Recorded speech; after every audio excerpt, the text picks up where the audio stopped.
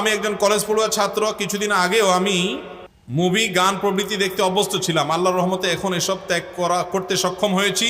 কিন্তু ইদানিং ইসলামিক তুর্কি ওয়েব সিরিজ যথাক্রমে সুলতান সুলেমান, আর্তুগ্রুল গাজী, ক্রুলুস ওসমান ইত্যাদি সিরিয়াল দেখতে আসক্ত হয়ে গেছি। এ বিষয়ে শরীয়তের বিধান জানতে চাই।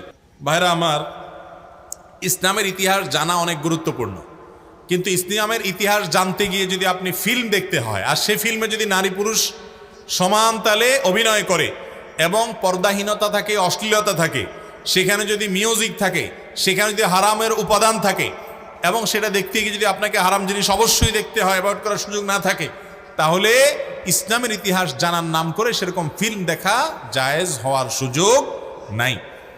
এটা ঠিক যে মুসলমানদের ইতিহাস আমাদেরকে জানতে হবে, সেগুলোর জন্য যদি এরকম ফিল্ম তৈরি করা হয় যে ফিল্মে হারাম কোনো উপাদান নাই, তাহলে সেগুলো দেখা জায়েজ আছে।